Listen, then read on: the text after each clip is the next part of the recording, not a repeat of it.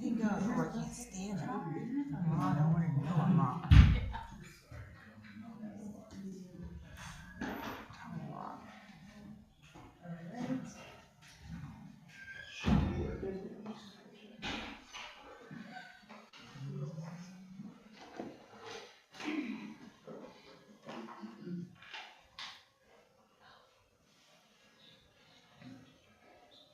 Please are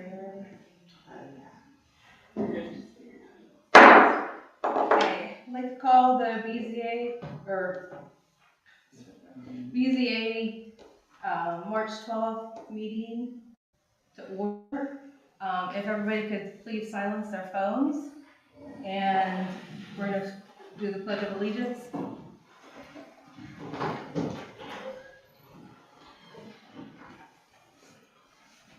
Blair, do you want to pledge allegiance to the flag of the United States of America, and to the republic for which it stands, one nation, under God, indivisible, with liberty and justice for all.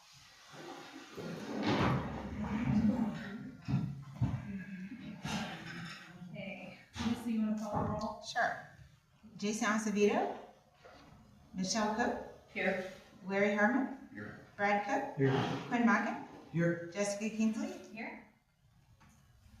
Okay, are any folks that would be wishing to speak tonight, would you please stand and be sworn in by the reporter, please?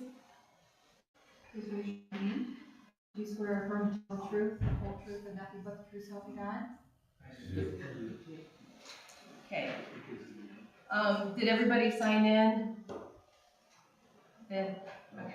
So tonight we're going to change up the meeting, and we're going to do BZA CU 26-001 application for conditional use for Arrowhead at Evans Farm for model home, sales office, and associated parking lot, zone PRD, under provisions of Evans Farms development and development text located at 4024 McNamara Place, parcel 4183400010 or 1056001, owned by Poley Homes in Arrowhead at Evans Farm subdivision.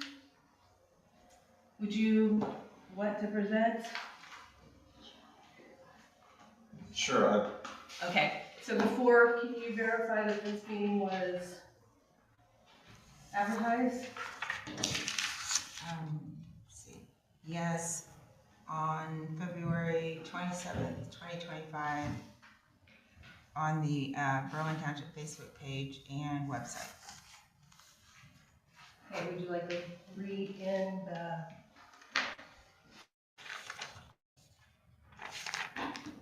records? A copy? Yeah. Chris, what should I, for the exhibits, should I just have the application as an exhibit? We used to go through all the exhibits. Should I read all the exhibits? We usually read all the exhibits, or does it read them all? Whatever you normally do. Okay. Sorry. Yeah, that's all right.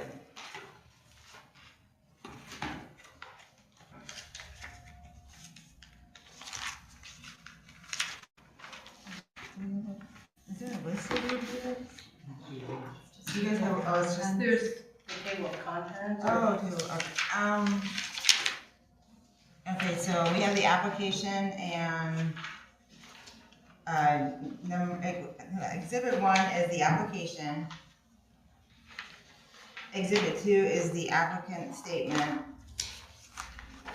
Exhibit 3 is the community map. Exhibit 4 is the legal description. Exhibit 5 is the lot house number plan. Exhibit 6 is the final plat.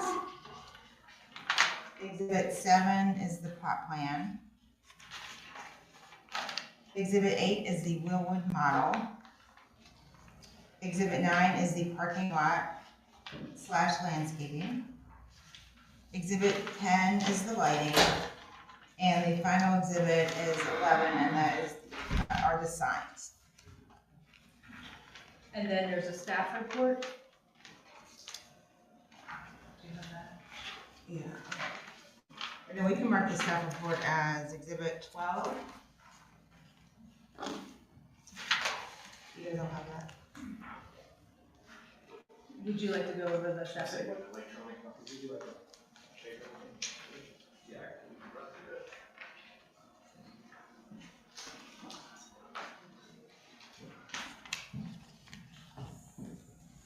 Alright, so the staff report for BZA CB 26-001, you'll find it about 2/3 of the way through the handout here for the model home and parking lot at Arrowhead at Evans Farm. The applicant is Pulte Homes of Ohio, and the site is 4024 McNamara Drive, Lewis Center, Ohio, 43035. Parcel ID is 418-340-056-001. Acreage 0.32 acres, currently zoned planned residential district. And the applicant is requesting conditional use for a model home and parking lot within a planned residential district area at Evans Farm. Surrounding area is entirely PRD and future single-family homes will be subdivided. Within the application, you will find the location of this model home, which is in the corner of McNamara Drive and Air Boulevard. And you can see it's those two parcels on the corner there, lots 4023 and 4024. The application included a site plan, which shows the where the home will be located and the proposed parking lot. You require parking spaces in the same lot too. The application also included a elevation of the home and proposed landscaping.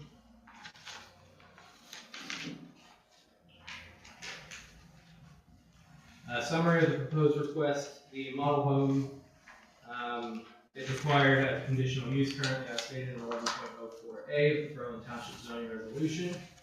The proposal includes one model home and sales office with an associated parking lot. The model home will be on lot 4024 at 4613 McNamara Place, and the parking lot on 4601 McNamara Place, lot 4023. The parking lot includes 7 parking spaces, including one ADA accessible space. The proposed hours of the model home are 10:30 a.m. to 6 p.m. Monday through Saturday, and 12 p.m. through 6 p.m. on Sundays. The sales office located within the garage will be staffed by 1 sales consultant and 1 construction manager. The anticipated traffic includes approximately 6 in-person visitors per week, based on comparable Pulte communities, and additional appointments occur virtually. No outdoor refuse storage is proposed, and trash removal will occur bi-weekly by a cleaning service. And then the application also includes examples of lighting and signage. There's no technical agency review, and after that is the board analysis for conditional use model homes. Would you like to state your name and address for the court reporter, please? Yes, my name is Jim Hills. Address is 475 Metro Place South, Dublin, Ohio. Okay, would you like to go through your application? Is there anything that you would like to add, since Philip already kind of went through it for you? From my perspective, Philip covered everything in detail. This is a 120 lot subdivision. This construction has started, and we're in the process of moving forward to get the model built. Hopefully, the approval tonight will allow that home to be the model. Okay. So, with that, I'd be happy to answer any questions you have. Anybody, Jessica, do you have any questions? Brad? Quinn? The only question I would have is there's no, on the signage, there's a couple of them that just say it's not to scale, it doesn't provide any dimensions, and they don't appear to be anything large. You have the corrugated PVC panel for A-frame located at decorated model. Brochure box, I just want to, do you have a rough estimate on size? You were looking, the corrugated PVC, in terms of The open side. um, I see the others all have sizes attached to them. yeah, These two do I not. apologize for, it's your typical A-frame sign that maybe 3 feet. Like a sandwich board. Yes, yeah. And then the box itself is actually, it's about this big. It's an 8.5 by 11 fly. Thank you. Larry? Did you mention there was no trash outside, no receptacles or anything to be hidden? There's one trash can by the parking lot. If trash isn't stored outside, that is emptied twice a week, or more as necessary. And that was also called out on your landscape plan? Yes. Location. Anything else?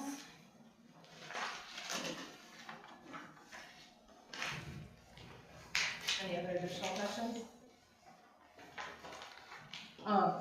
Do you know the time frame of how long the model home, the conditional use will be?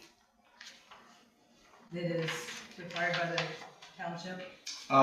In terms of, How long it could be? This is, I probably, based on the number of lots, will probably be about 3 to 4 years that will serve as a model home. okay. In the Berlin Township, it's 5 years or 90%. Okay. So at this time, does anyone want to take a motion to approve or deny? I'll make a motion to approve BZA CU 26-001. Is there a second? I'll second. Ms. Kinsley? Yes. Mr. Cook? Yes. Mr. Herman? Yes. Mr. Markin? Yes. Mrs. Cook? Yes.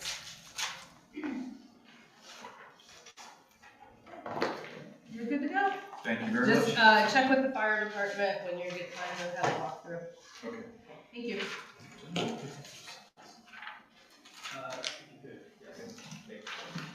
Thank you.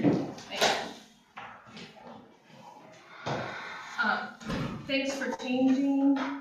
Okay, now we will open back up BZA 25-007, Ferris Planning Design Parcel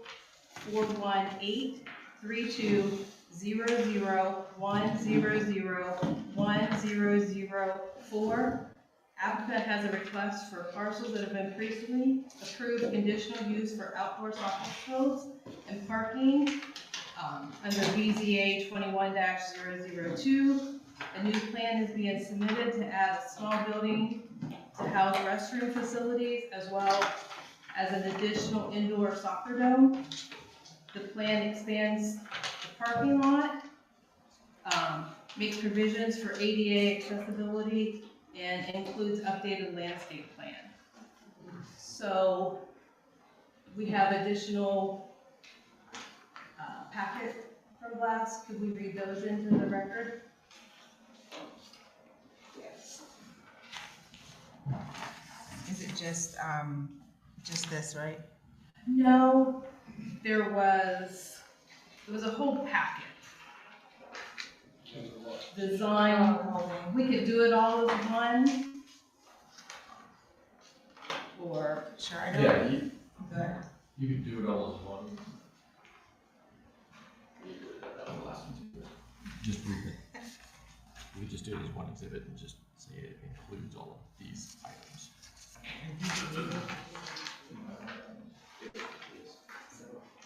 So maybe for this.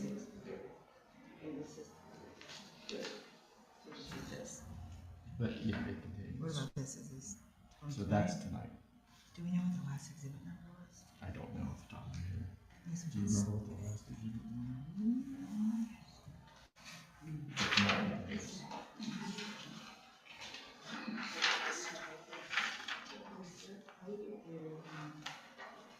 It's not in this. Did we use numbers last time? Or we used? So we should use numbers this time? Yes. Whatever you used last time, use the opposite. Okay, so we use letters now. Okay, alright. okay. So he's not here, but I have him on Zoom. So if you guys are okay with Yeah, this, so, then ask him answer questions. Can we wait? Hold on that. Yeah, because sorry.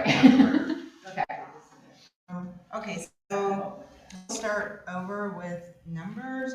So let's see, the exhibits, we'll mark as exhibit 1. Just go with the packet that was submitted. Okay, do I have to go through what it is? Yeah. Okay, so the packet that was submitted to the zoning office on February 26th of 2026, and that would include the application, the development standards, legal description, the boundary survey, the development plan, the landscape plan, the conceptual exterior architecture, the conceptual interior floor plan, the sightline sections, the surrounding property owners, the school letter of support, the supplemental information that includes building classification and mechanical noise, and then exhibit 2.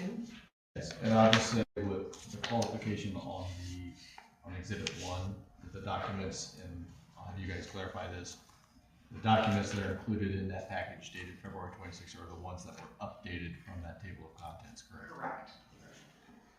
So that would be exhibit 2. And so the materials that they handed out today would be exhibit 2, Just say it's PowerPoint slides.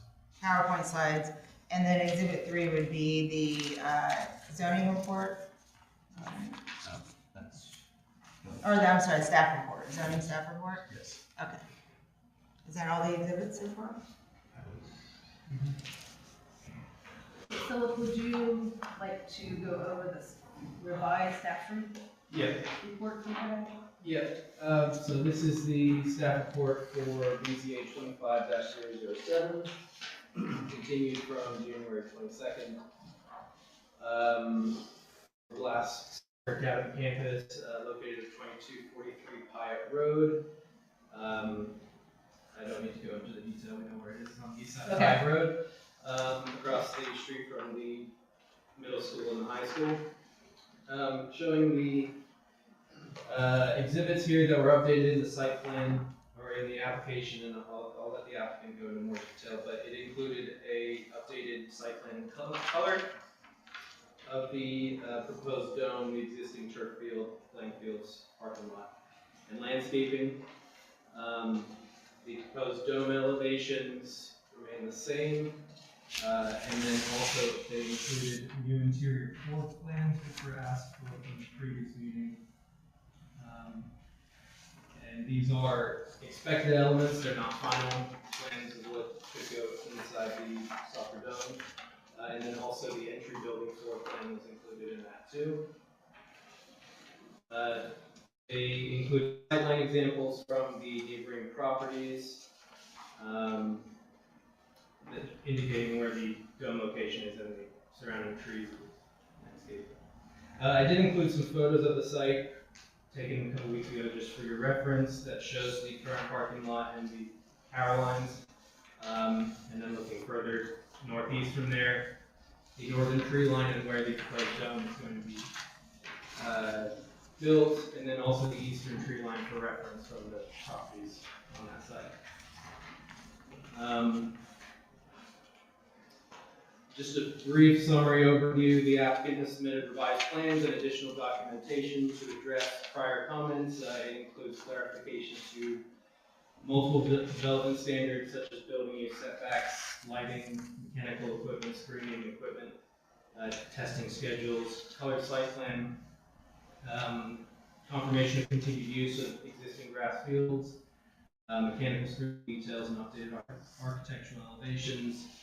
They also included some conceptual floor plans, sight lines, like I said, sound emission data for the dome equipment, and correspondence from the Delaware County officials regarding the structure classification under the Ohio Building Code.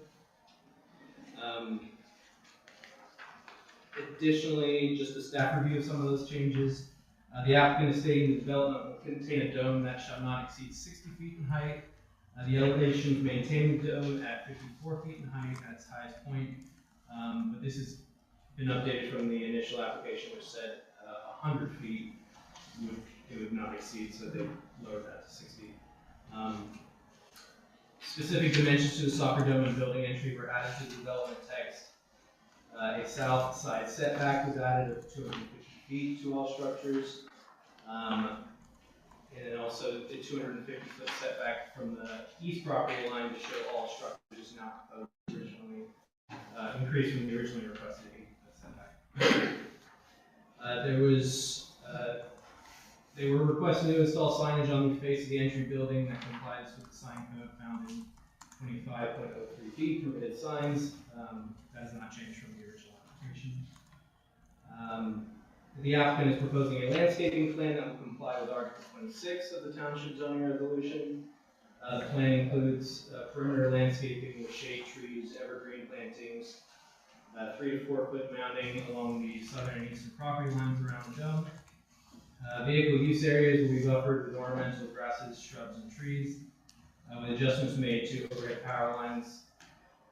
The required interior parking lot landscaping has been provided within peninsulas and areas outside of the easement, meeting minimum square footage and tree requirements to the extent feasible. Service areas, including the dumpster and dome mechanical equipment, will be screened with 4-on-4 fencing. Since the last meeting, staff did identify that the property was issued a zoning violation in October 2024 for non-compliance with the originally approved conditional use plan, specifically related to the required fencing and paved parking area.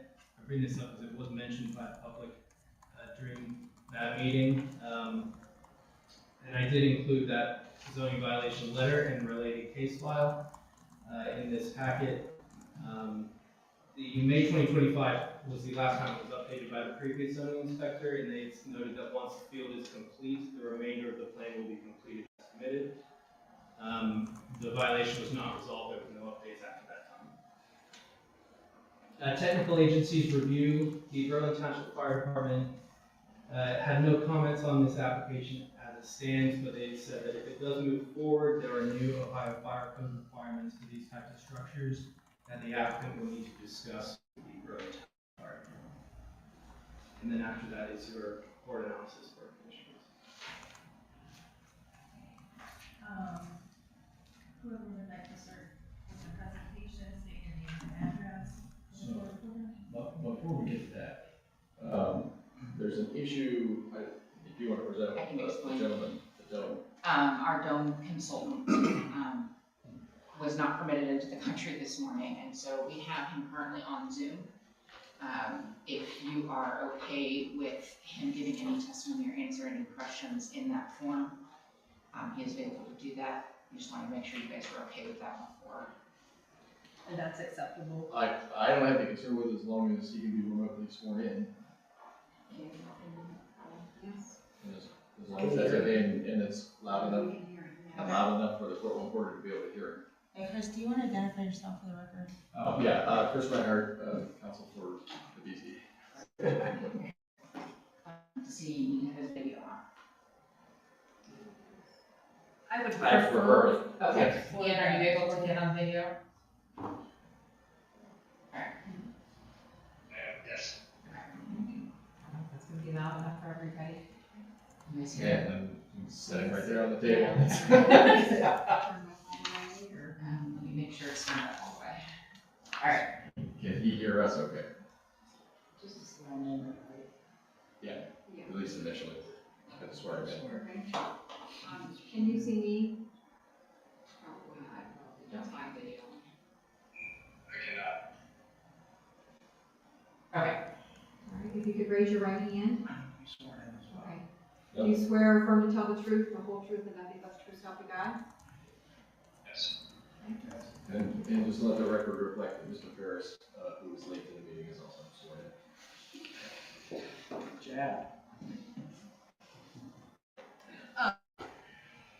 The documentation that you presented with going over the complaints from the last meeting was well addressed. If you want to start there and go through that. I can, and I just, some of this stuff is, we covered last time, so I don't want to waste time on that, so we can go to. Can you make sure you identify yourself again? I apologize, I'm Gino Pelosi, I'm the executive director of the Blast FC Academy. And I just wanted to just remind people, we've been with the community 40 years, we've been in this location for the last 5 years. And we really want to make sure that we develop and grow with the community, right? So we have certain principles, we have certain things and expectations, and we want to continue to be a good partner. There's a number of things I covered last time, but I think we spent a lot of time on that. So I just want to go through the things that you guys wanted to hear about. So the next slide. Well, this one we didn't have last time, so I did mention that we did have a school district, the chief operating officer of Owen Schools, extremely supportive of this, given the need and the way that we can partner with the community and the school district. So the responses from the last time, if you go to the next slide. So there's a lot of good conversation. We took it to heart. It kind of fell into 4 things that I just figured it was easier to address. One was the visual impact of the dome itself for the nearby neighbors. The impact of the traffic and parking on the surrounding area, that was a big topic of conversation. Ambient noise and light from the proposed training dome, right? That was something we want to make sure that people understand and we're trying to address. And then there's additional details. The noise and light, and then additional details. And those are things that we just captured and we wanted to respond to. So I'll go through each of them at a high level. Is that good for you guys? Yeah. Yeah, perfect. So the visual impact. So one of the community feedback was, there was concerns that it was going to be, somewhat not integrated with the surrounding areas. Like our intent, right? We'll go through. There was concern about it didn't look like it fit in. Concern with the overall height of the dome itself, and then there were some questions related to the proposed landscaping plan details that were asked about. So we're going to kind of go through A, B, and C here on the next slide. So for it fitting in, like our intent is like we still are going to have the 3 green spaces, right? So we are adding an indoor training facility, but it's not consuming the entire property, right? So it's going to be in front as far towards the parking lot as possible, and the green space is going to be retained with no intention of changing that green space, right, during the use. We also feel, and just respectfully kind of, believe that given the proximity directly from the middle school and the high school and the lights and the stadium there, we didn't feel like it was that far off from when you're going down Pike Road. So we feel like it is fitting in with kind of the community of where we sit. We're really happy to be there. In response to the concerns regarding the height, like we had decided to previously lower the dome. There's opportunities to go bigger, cover maybe the field. That would have required a much bigger dome. We purposely wanted to make sure that we kept that dome at a very reasonable height. So we kind of forego having an entire field covered, just smaller fields to train and smaller fields for the younger players to play. So it won't be an entire field covered, which would have raised it above the tree line. And we purposely wanted that to be below the larger tree line, just so it was not so obtrusive. To further minimize that impact, we have, and the plan includes installing landscaping all around, and we provided the details what that would be. That is not only aesthetically, it is shielding too, and you'll see that in the sight lines and some of the diagrams here. So where those are, they're strategically placed with evergreens and different mature trees that will grow to a certain height that we'll talk about, so that from a sight line, you won't really see this, right, from where the house is. So we're being strategic, working with Tom and the team on making sure that we cover as much of that concern. I don't want to see it in the backyard. And we'll talk about that if you guys want to look at those things, or if you want me to go through all things, and then we can go through the specific exhibits. Right, we can do that. Okay, so so we have visuals of what that landscaping is going to be, what's in those landscape plans that was asked about. And we'll show those at the end. The next area of concern, if you go to the next slide. So traffic and parking. So there was conversations concerned the facility would increase the existing traffic problems along Pike Road. Concerns that visitors to the facility may park on nearby residential streets came up. And concern regarding players or visitors trespassing into neighboring properties. So we wanted to try to address each of those in the next slide. And I'll go through these because I don't think these require as much of exhibits. Next slide. Trying. Oh. Am I in the way? No. Battery died. Nope, it's just All right, so the first one. We kind of shared this, but I just want to reiterate. We have a very scheduled type of program. So we know when our trainings are, we know when the games are. It isn't fundamentally changing our schedule as it is today. It is just extending the ability to do those hours into the winter months, right, when we are unable to train. So a lot of the existing pattern, like nothing, we're not increasing the capacity, we're just bringing, you know, the kids inside to play. Given that we can probably indoor play to some, maybe a little bit later than darkness in the winter, but we were never doing it. So in the summer, we're down to 9 o'clock playing and training. So I don't believe that there's really a change in the traffic pattern because we're not changing our schedule of trainings or games. One of the things to, with respect to the parking, you know, we have not observed, right, you know, complaints regarding that, heard that, but we are trying to do what we can. So we did, since the last meeting, we reached out and talked to the middle school, and they said anytime that you foresee that you might have high volume for a game or maybe back-to-back games, that we have the ability now, and our directors are now ready to go and get overflow parking. So there should never be a chance or need to park anywhere else. We make that very clear to our parents. We haven't seen it, and now we've even provided the opportunity, if there is a foreseeable, you know, game schedule, we'll have the ability to tell people, please park at the middle school. So we wanted to make sure that that was taken care of, and just if there's ever an anticipated peak. Adding precaution, I'm sorry, that was covered. So that's the parking approach, and we will continue to do that. We will be putting up a fence around, in the landscaping plan, around the entire property.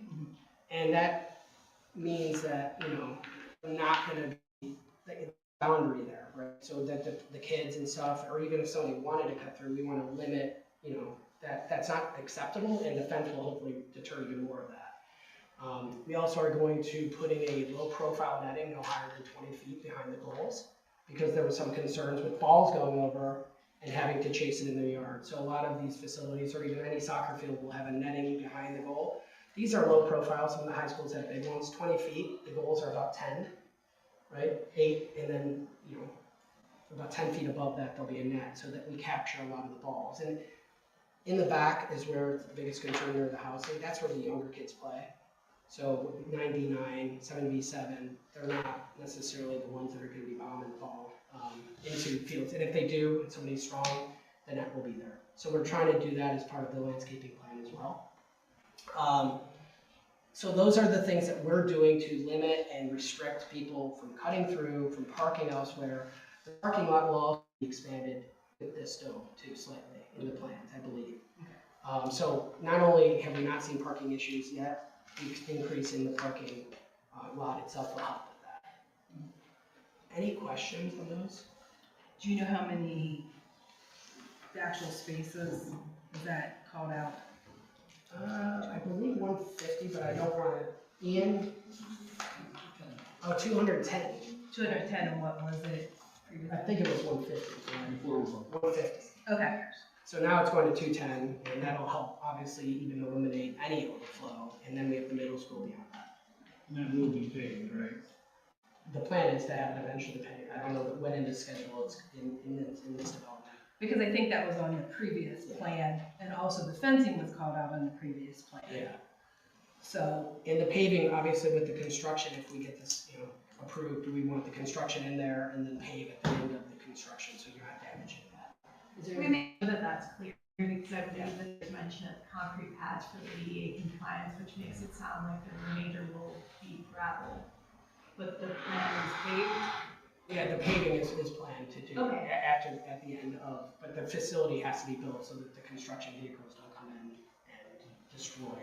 Gotcha. Is that why it hasn't been paved to date Yeah, yet? the plan, yeah, there's been a lot of construction, so that's probably, I just joined recently, I think I mentioned that back in December, so I wasn't here at that time, but now that we are, there's been a lot of the delays on the original construction of the field itself, and there's lots of heavy machinery in there. Okay, we just want to, like, with an outstanding compliance issue. Yeah. and Yeah, then so we're also, committed to that. since there was a zoning violation, how will that be handled going forward? Because it didn't seem like that there was a lot of communication back and forth from Blast to the township. Yeah, well, I think you can go through me, or the owner, Romeo, is here today as well, so the two of us can handle, and we'll address that with the person, and we'll explain based on this outcome of this meeting, what the remediation is gonna be. Is there any other additional questions so far in the presentation? Larry, Quinn? Out of curiosity, do you do things in conjunction with the middle school or high school? Or is it strictly, club outside of the? We are offering the fields and availability for the middle schools to come in if they have teams, and the high school as well. So we haven't done it yet because we don't have indoor, and they're really stuck on the indoor space for training in the winter, just like everybody is, including us. So the conversations we've had, they can rent the fields today, and I think we probably provide, again, I joined in December, so I haven't been around long enough to know any type of specific arrangement on that, but typically we will offer those fields if they need them. And certainly offer those at a rate or a time spot that you guys an advantage because of the support they're providing. So yes, we have had conversations, and he has said he wants to bring those teams in the winter time. But we gotta get it built, because that's when they really have field availability issues. Okay, if you want to continue on then? Yeah. And we, by the way, we have a similar relationship with the Big Walnut School District, because we have a shared field. So we do have experience where those fields are shared with the Big Walnut Middle School lacrosse teams. And so we just have a relationship because we actually paid for that turf. So we have an experience working with school districts. We just haven't, but the turf field and this building hasn't been up to really start that process with them. So lacrosse is also actively being played? Yeah, on our fields over in the Big Walnut School District that we offer. So they do that. And I know, having played for 40 years, the ball can go a lot farther with a 100-mile shot. So do your screens and various other things also cover those contingencies? The lacrosse would mostly be for indoor training. So with the balls, it wouldn't be an issue for me. It could be more of an indoor training. The outdoor, we're not really planning contingencies and netting for lacrosse because they do go hundreds. Yeah, I think it was all a safety issue. Yeah, it does. With spectators. Well, you wouldn't have spectators. You'd have netting. Or neighbors. Yeah. Outside, yes. Yeah. We would want to be very cognizant. Most of the lacrosse is the school district in Big Walnut. We just share the fields and the scheduling with them, and it's worked out really well. To me, we've demonstrated with them, and once we get these fields built, for a safety concern, I agree with you. I think lacrosse, we have to be thoughtful about what are the fields for athletic use going to be for who we choose, and bringing it indoor to me is the answer if they do need lacrosse help. Because outdoor is a whole different thing. All right. Any other questions? Do you want to continue on? Sure. Noise and light discussion. So one of the things that was discussed concerned that the training dome could result in increased ambient noise levels, and also questions regarding the light pollution or the possibility of intrusive lighting emanating from the facility, particularly during evening hours. So what we talked about, the answer to both of these. Oh, there you are. So this is all in the actual application, but I wanted to make sure you guys had it. You can go through it. So we're going to obviously comply with the township noise ordinance, right? Quiet hours, etc. As shared during that meeting first, the membrane is insulated and opaque, right, to eliminate ambient light, to help mitigate that, not just the light, but also the noise that is going to be happening inside. To reduce that ambient noise for neighboring properties located at the east end, the mechanical systems, which we talked a lot about, including the HVAC, they were located at the front of the dome towards the parking lot, facing that road. And we actually provided the decibel levels, and it's about 56 decibels, right? When that's operating, and that's comparable to a household refrigerator. So that came from the manufacturer, right? And those are kind of give you an idea. Yes, there's mechanicals, right, for the HVAC specifically, and the fans that are needed, but it's no louder than you hear in your house. 56, decibels is not a lot, right? And that's 56 decibels from 50 feet away, obviously. So it's not 56 decibels are right next to it, but if you're 50 feet away, which is a pretty long stretch, right? Given that the dome itself is wider than that. So the houses really should hear no ambient noise from that.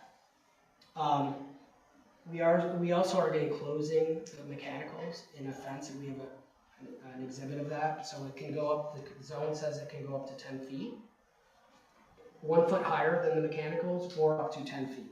So it'll be shielded from a visual display from Hyatt Road, like a lot of those mechanicals usually are. Backup generator. This is something if the power goes out for the whole neighborhood. While other people's generators will kick on too, we do have that to keep the dome inflated. We also got the noise of that from the manufacturer, I believe. The backup generator will operate, and people asked when it was going to operate. So it's during outages like everybody else, but it also would go a weekly self-test because you got to make sure your generator's working. That'll be performed during weekday hours between the hours of 10 a.m. and 5 p.m. So not in the evenings. And it'll last about 20 minutes a week just to backup generator test. Simulated power outage tests will be conducted monthly and run between the hours of 10 and 5. And those simulated outages once a month are about an hour.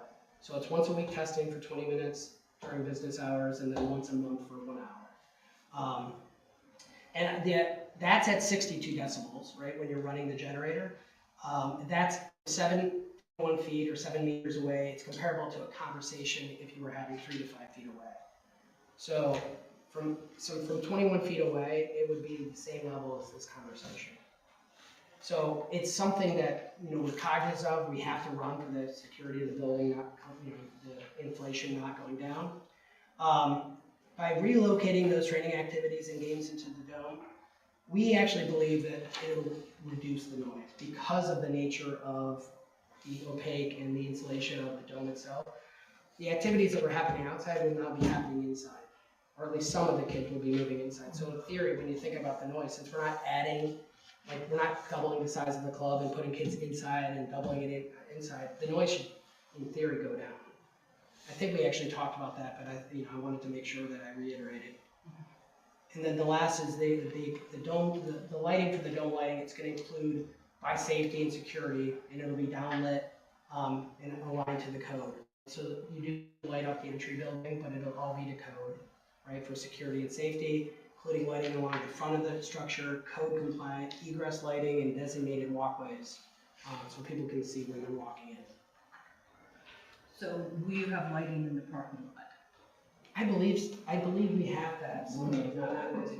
Just the front of the area, and then That's just under the canopy. Okay, so we don't currently have any lights going on in the parking lot, just the front of the building and the walkway into the building. Okay, so and if that would be, you would have to get It's a different, it's a different conversation. Okay.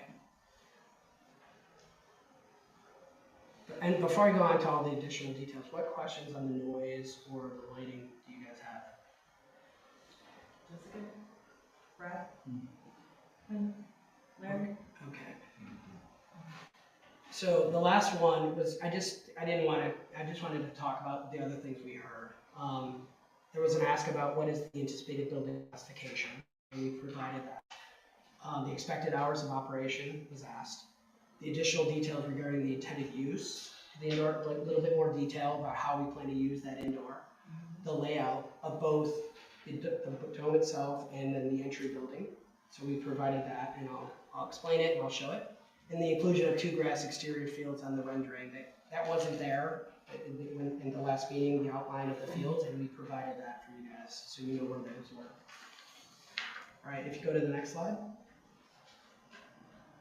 So the building classification is in the Ohio Building Code, Chapter 31 in Delaware, special construction membrane structures it's referred to. So there is a classification because it is a dome and not like a clear span steel structure. And that classification is something that obviously when we go to code and we go to all the different permitting and things, that's how it will be classified. Obviously any properly designed structure that meets the requirements will be eligible for occupancy permit. Final occupancy will be determined at the time of occupancy permit when they come in and look at that classification of building and the square footage. So we don't know what that will be, but it'll follow the code and whatever he tells us it is. The hours of operation. So right now we're looking at today, this is where we're operating mostly today. We will be extending because we have the ability for some of the older boys and whatnot. We usually go 4 to 9. The hours of operation, although it'll only be the older players that are in college and training up to 11 o'clock.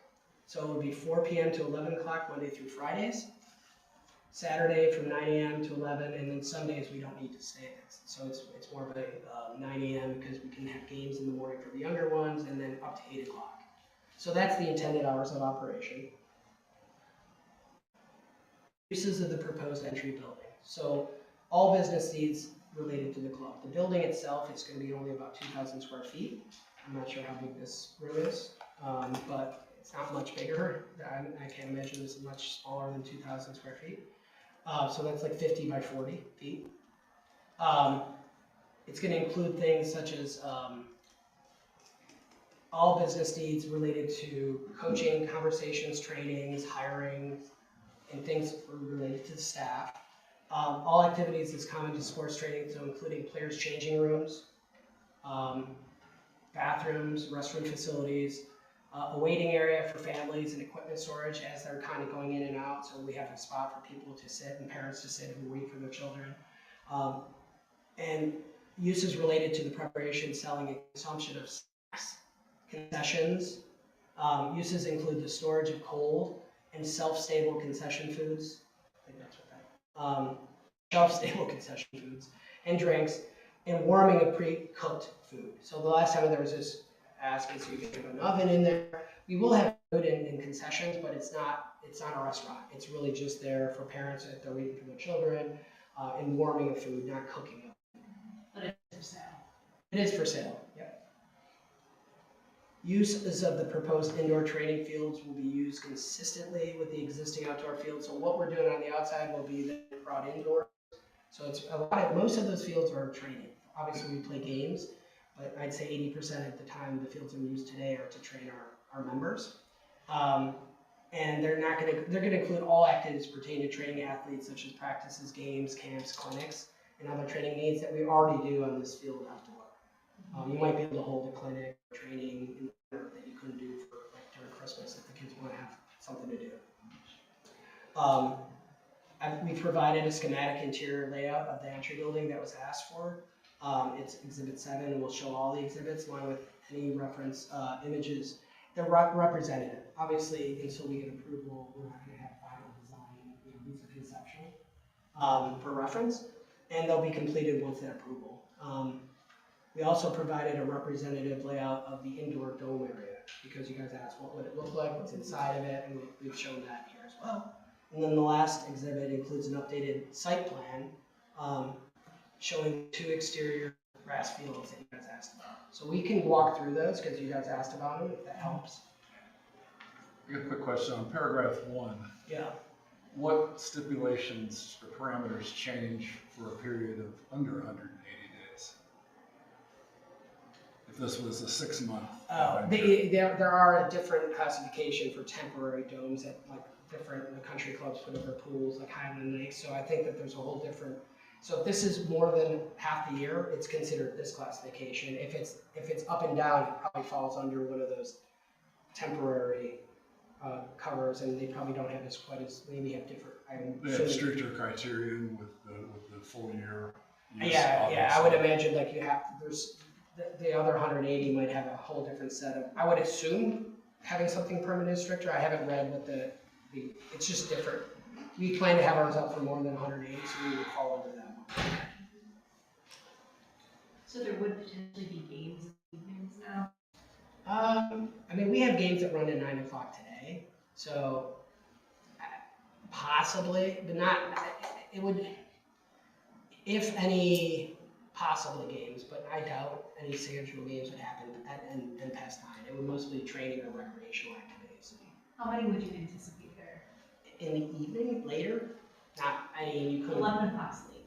That's when doors shut and lock. Yeah. So if they're playing at 10, 10:30, inside, you shouldn't hear the game. If there is, but the games would be recreational in nature for somebody who's maybe wants to train. A lot of the college kids will say, because my son, they'll play and they'll train and they'll like the fields and they'll pick up games in the off season. It's those types of games. It's not parents and cheering. It's more thinking about all the cars and Yeah, I wouldn't imagine there wouldn't be, here, we have to abide by your quiet hours. So it's no different than if there's, you know, concerns about, it's too busy when people are leaving at 10 o'clock or 10:30, the doors shut at 11, then we have to have an adjustment to our hours. And we're willing to do that if there are some concerns. We don't anticipate it because it's not a peak time. We just want to do it to make sure that we'd rather say it could extend for some of the college age kids. So why come back to you guys in a month if it's, you know. Well, I was looking at your hours, I was thinking, like, with those hours, you wouldn't be able to run clinics during the summer or like you just mentioned over Christmas. It's mostly college kids that are training on their own, maybe some adult recreational type stuff. It's not gonna be the kids that we normally, those kids are pretty much wrapped by 9 o'clock on the outdoor and the indoor. So it would be college age or parents and like members of the club that wanna do an adult recreational activity. Brad, do you have any questions? Or no? Okay. So I think if you go next one, so these are the exhibits. So I mentioned a lot of these. So we can just flash each one up and pause if that makes sense, and then you guys can ask questions against it. So the first one is the rendering of the dome itself with the tree line on the backside. And you also, more importantly, see the size of the entry building up on the upper right. It's fairly small. It's relatively small relative to the fields behind it. It's really there for functional and practical use. Restrooms, changing rooms, an office to, just for the coaches to make sure that we're training them or hiring them. It's really just for club matters. Small. It's not a big, it's not going to be very big relative to it. It's got to do the things that we need it to do. And you also see that some of the walkways, and that is obviously a picture of a similar structure. It's not the one, but it would be very similar in size. And then you'll have an extension. It's all right. I thought I was having a seizure. This is just the connection, so then the players walking in and out of the field, which we'll show in a second. I think we can go to the next slide. So now this is the sight lines. So as you think about where the houses are and the back lot, as we grow the trees, as we have the landscaping, and they're going to be a minimum height in our landscaping plan, so the trees that we're planting are all listed, not just how big they'll be, how big we kind of commit they'll be at time of planning, because that was a conversation. So evergreens, mature, with larger calipers, especially shielding any house that has that kind of view. So we want to make sure that we block it for them. And ultimately, these trees are going to go in fairly mature at the heights that we list, but they'll grow even bigger than when we plant, after we plant them. So those are the sight lines. So if, as you look at that, you're not going to go, the very first thing you see is going to be landscaping if you're one of those houses, and then the dome from a sight line perspective is covered. And that was done by Todd. I don't know if you have anything to add to that. If you do have any questions, he's the guy. Any questions? Okay, so continue. I have a question on that. Yeah. So when you initially plant the trees, how big will they be? Is it going to be some visibility for the first couple of years, and then by year 5 you kind of have everything secluded, or what's the perspective there in time frame?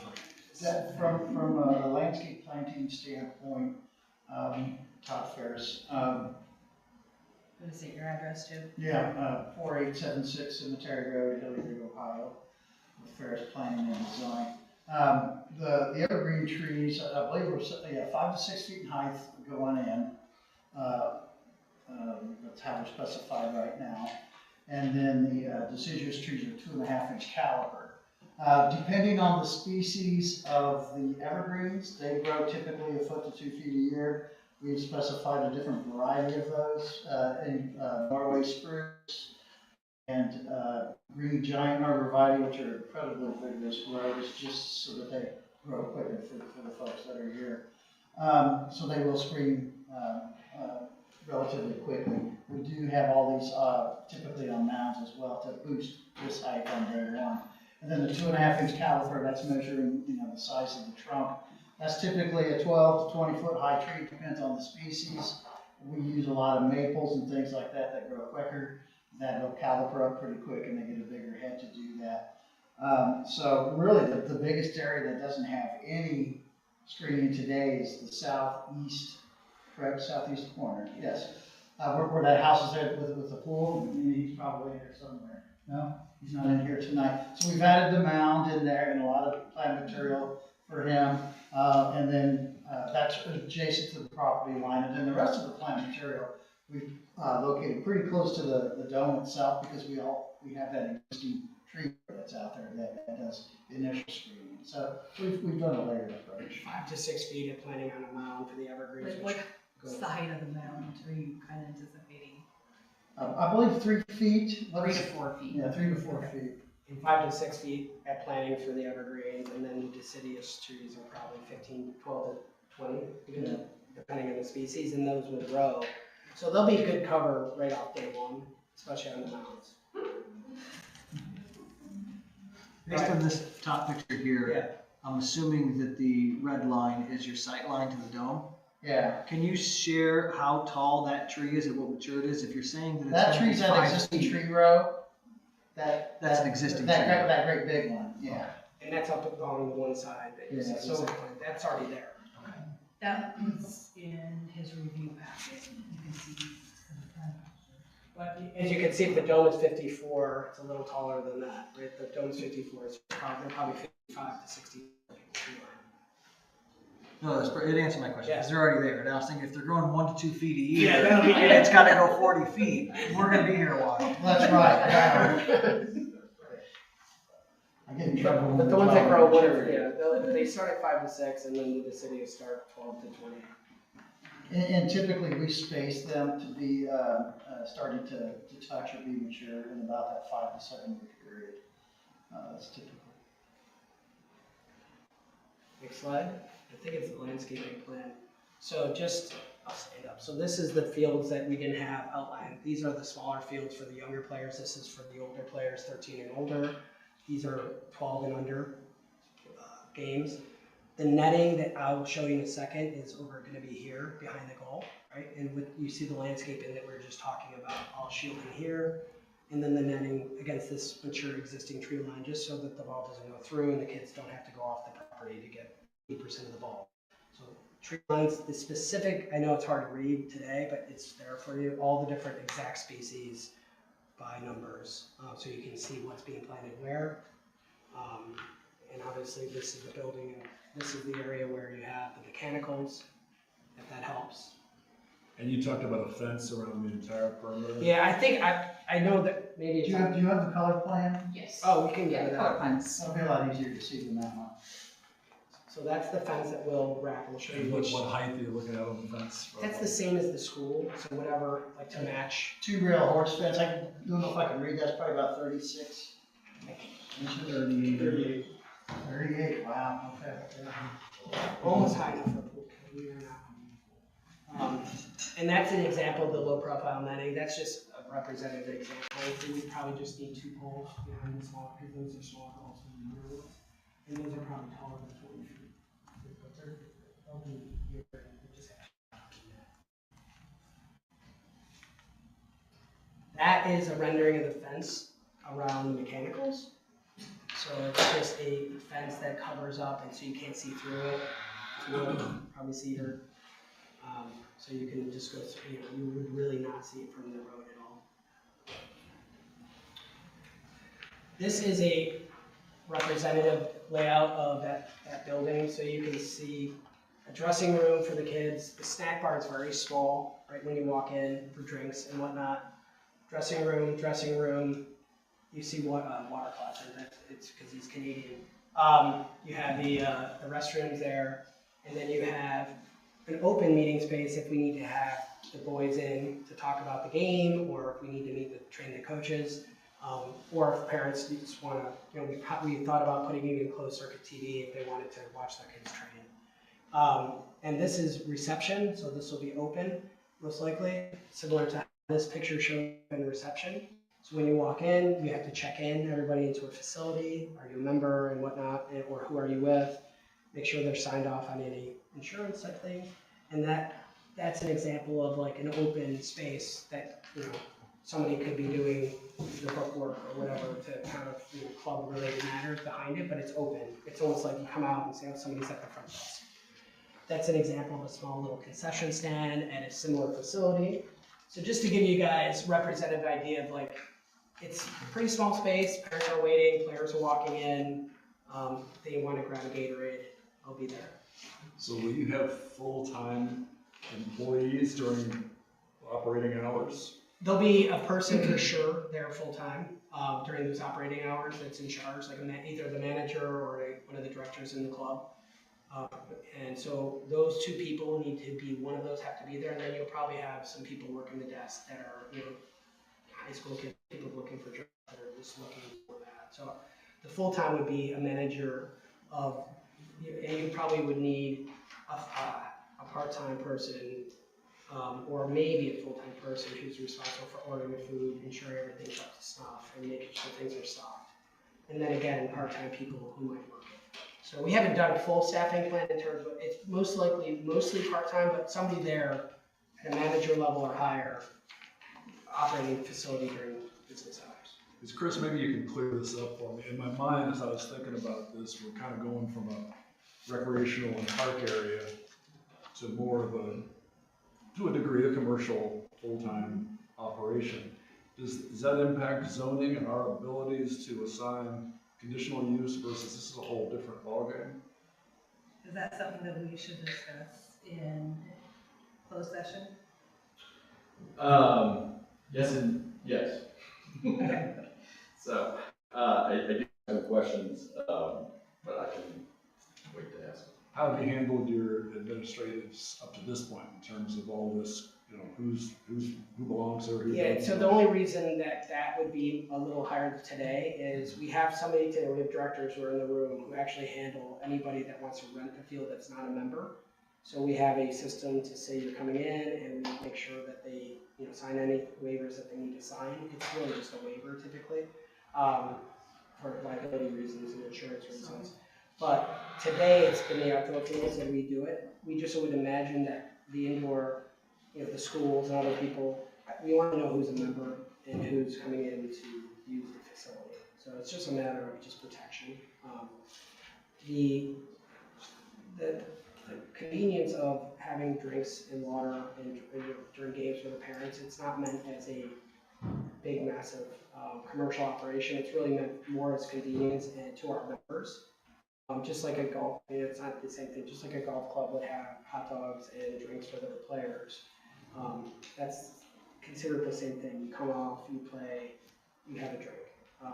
So we can have Gatorade waters, very limited menu. We're not looking to run a restaurant. But yeah, there'll be a little bit of a commercial aspect to that, but not one that the bank isn't necessarily all that interested in commercial profits. Here's the indoor facility itself. So the main entrance is down here. Walk in, and these are 7v7 fields. And now this is where 7v7 is played U10 and under. So any games that are played inside would be for the U7s, U8s, U9s, U10s, and they can play on one of those size fields, the regulation small fields. The ones in gray is called a 9v9 field, and that's where U11s and U12s can play. You can't play a regulation game if you're a U13 or higher. It's not big enough, and we didn't want it to be. So it'll be used for games, primarily, for the little ones, and it'll be used for training the older ones during the winter time. So that's enough room for an older team to train but not play a legal game. So just wanted to give you the idea, based on the footprint, how it's laid out, and the turf will be from dome to dome with lines, just as marked here. So here's the color rendering that is a little bit easier to see. I pointed out things on this already, but hopefully you can visualize the fields in the back, the field on the side, and then the dome relative to those three fields. So like I mentioned up front, most of the green space is preserved in this, and especially the green space surrounding the houses.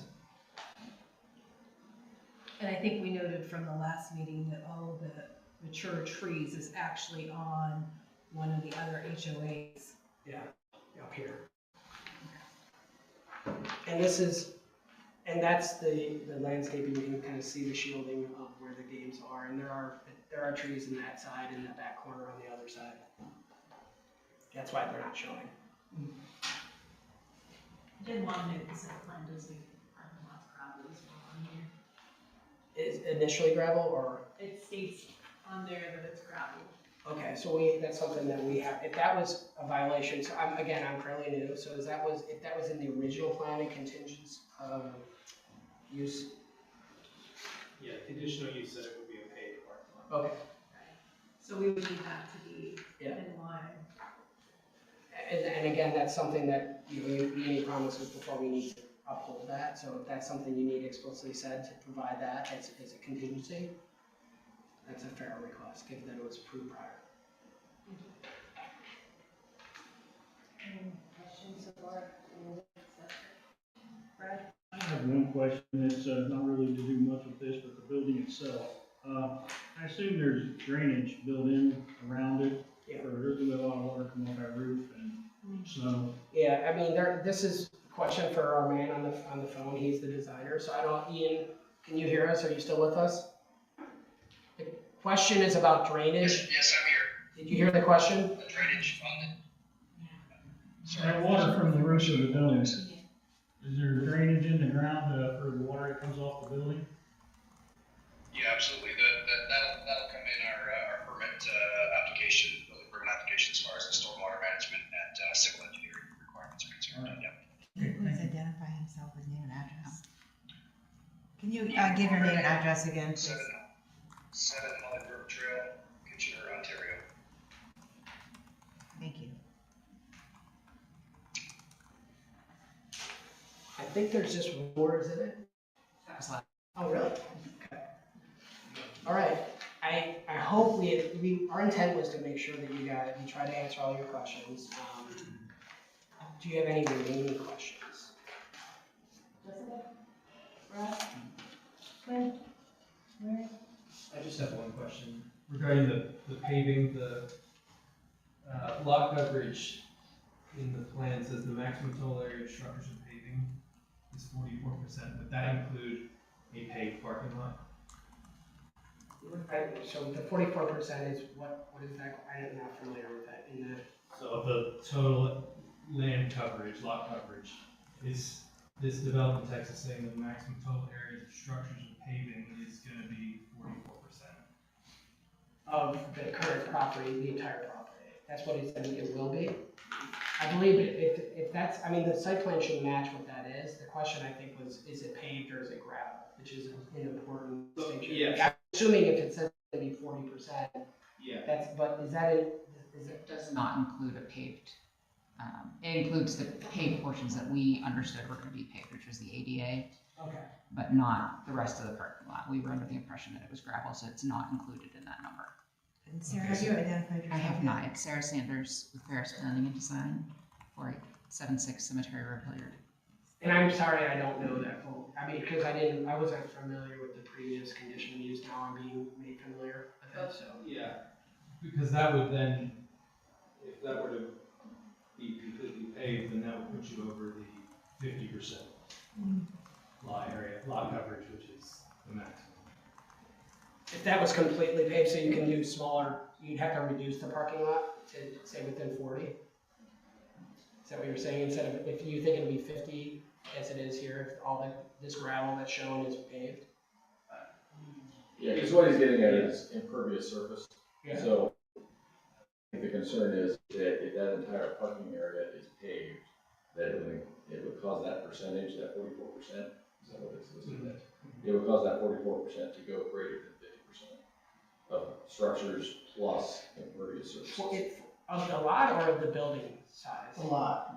The entire Yeah, lot. we would have to rerun that calculation to see where we're at. Right. The numbers- Because it doesn't look like we would be over 50%. Yeah, that's what Yeah, it doesn't- I don't know that you can tell. That's why I think we're probably at 44%, but I don't know that for a fact. We'll just make it whatever it's. That's what I figured it would include it, the proposed paved would be the 44%, but I just want. Yeah, we'll verify. I would think you would have to rerun it. But we will verify, so. Yeah, the exact percentage. Yeah, and again, visually looking at it, I think the 44% is probably that, but I don't know. She's saying no, she ran the numbers, so. I won't say I didn't make a mistake. Alright, and the expectation would be it can exceed 40 or 44, what's the number? It can't exceed 50%. Oh, so we'll just ensure that for sure. Philip, do you have any additional questions? No, that was it. Mr. Reinhardt, would you like? Yeah, I have a few. So you answered some of my questions, and mostly it's related to use in the building. So if I'm understanding correctly, this is a recreational club, and that's what I'm trying to understand who the users are of this facility. Are the users, I understand they're parents, kids, college age. Yeah. But is it like a paid membership to the club, and then those folks are the ones that are allowed to use the facility? It's a youth soccer academy, and if you join that academy and you make a team, so you actually have to try out for the team, right? So it's not necessarily you just pay and you're in. It's like a competitive youth academy like anywhere else, and there's a lot of them. There's 25 of them in Columbus. So you make the team, and then there's fees associated with membership. Those fees also cover travel, like the tournaments that you go to travel on. They cover the game, the referees, the cards, and the coaches that are professional coaches and hired. So the membership goes to making the team, and then you do have to pay once you make the team, and it's a choice. And then it's a combination of both training and competitive games. Four times a week training, so it's primarily a development focused league for kids that are serious, who want to play in high school, want to play in college, and some of them aspire and have gone pro. Okay. So it's a really, it's an academy that is run to help develop very serious players. And as obviously the membership is the player who's on the team, and then we welcome their parents because most of them are not driving.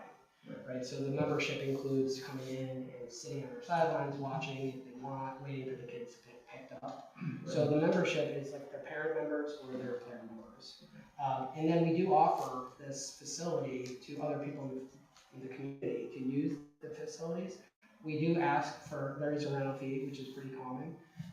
That rental fee is something that is a very small portion of their business today. Okay. Very small. Because we're using the field so frequently.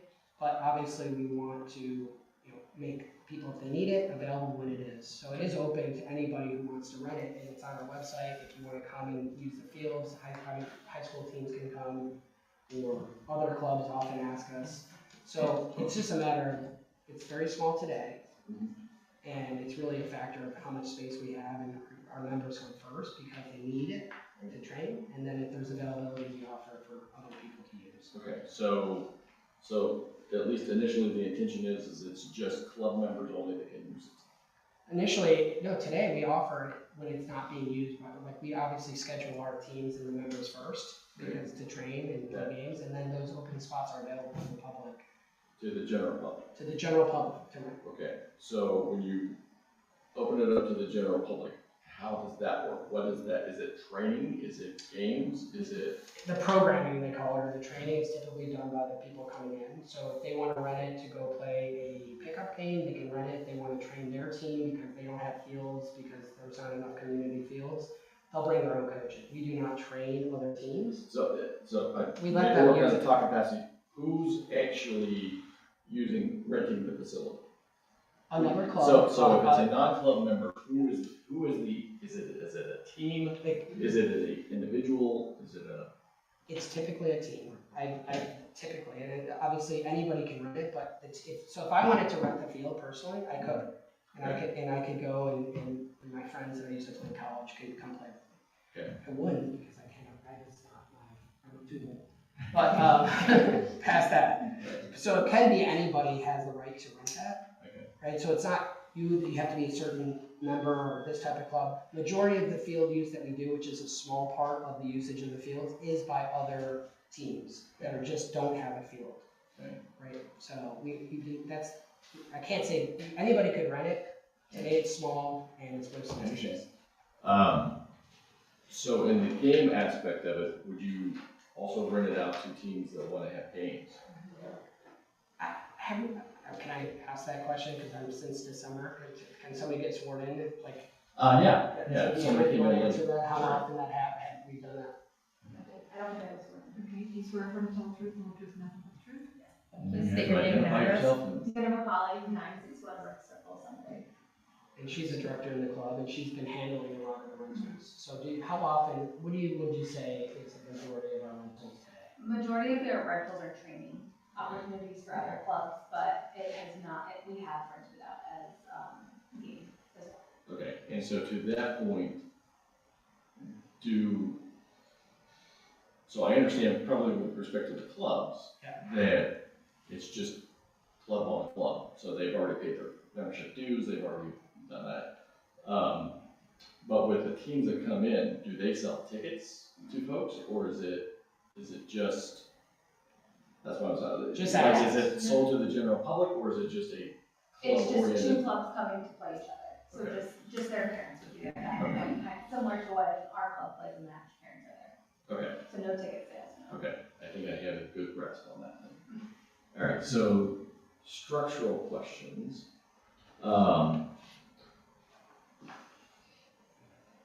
So, and this is related to the building code. So I understand what the use classification and all this stuff. Will this have sprinklers or no sprinklers? Mr. Ian? Sprinklers or no sprinklers? No sprinklers. No sprinklers. An air support structure cannot support a sprinkler system, a fire suppression system. So generally speaking, there's a path to approval with these projects. And I will not profess to be an expert on what building code terms mean, but they make reference to a heavy timber construction frame. I assume that we are not using that. Correct. No timber. Okay, so here's the concern that I have about the height. So the building code, if I'm reading this right, with an occupancy classification of A with no sprinklers, if I'm reading this right, the height limitation on the structure is somewhere, again, depending on how you design it, whatever you do with it, is somewhere between 40 and 55 feet. And I think we had an indication that it was going to be 60 feet. I don't know if you can clarify that or not. 54. 54? Okay.